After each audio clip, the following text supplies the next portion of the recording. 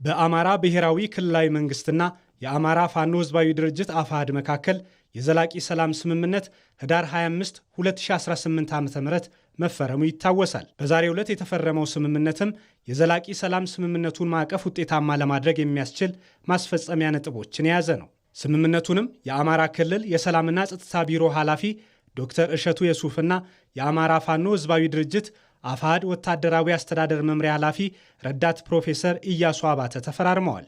በዚሁ መድረክ ላይ የተገኙት የሰላም ሚኒስትር መሐመድ እድሪስ በመንግስትና በህዝብ የቀረበን የሰላም ጥሪ ተቀብለው ለህዝባችን ጥቅም በሰለጠነ መንገድ ለመታገል የመጡ የሰላም አርበኞች በመሆናቸው መንግስት ያመሰግናቸዋል ብለዋል። የህዝባችንን እረፍት ለመስጠት ሀገራችንን በጋራ ለማልማት ከድህነት ለመውጣት በምናደርገው ትግል ላይ በጋራ ለመስራት ፈቅዳችሁ በሰለጠነ መንገድ ለመታገል በሰለጠነ መንገድ ሀሳብን ለማራመድ ወደ ሰላማዊ የፖለቲካ መድረክ መምጣት በመቻላችሁና የክልሉ መንግስትም ወንድሞቻችንን አቅፎ በመቀበል የልማት ኃይል ለማድረግ እየሄደበት ባለው ሁኔታ ሁለቱንም ቆራጦች፣ ደፋሮች የሰላም አርበኞች ላመሰግን ወዳለሁ። እንኳን ደስ ያላችሁ።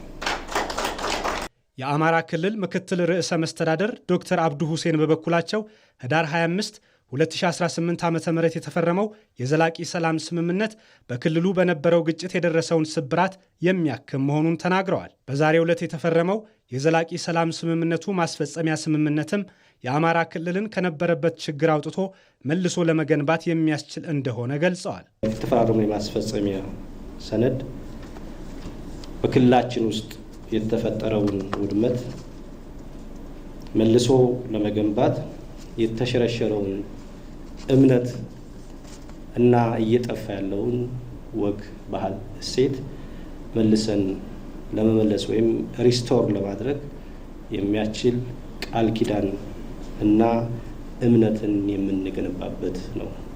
ከኛ የሚፈለገው ለሰላም ሲባል ጀግንነትና ቁርጠኝነትን መላበስን ይጠይቃል።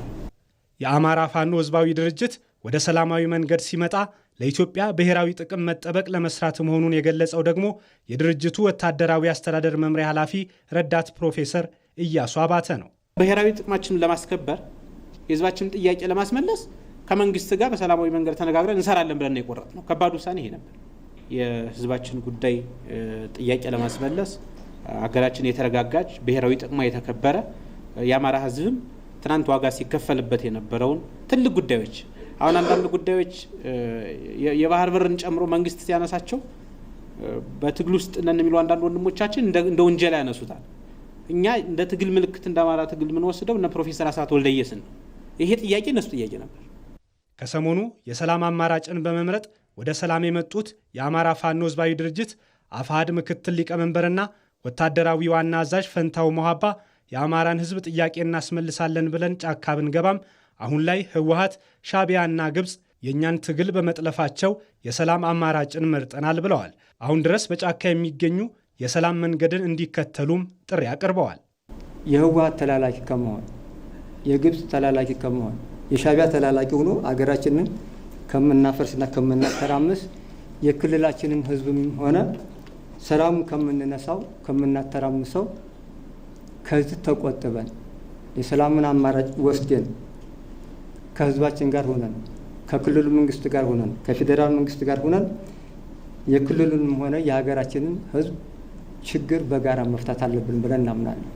ዛሬ የተፈረመው የማስፈጸሚያ ስምምነት በዋናነት የዘላቂ ሰላም ስምምነቱ ዝርዝር አፈጻጸም ሂደቶች፣ የጋራ የቴክኒክ የማቋቋም አካሄድ፣ የቁጥጥርና ክትትል ኃላፊነት እንዲሁም በሰላም ስምምነቱ ሰነድ ድምፃችን አልተካተተም ያሉ ወገኖች ሀሳብን የያዘ ነው።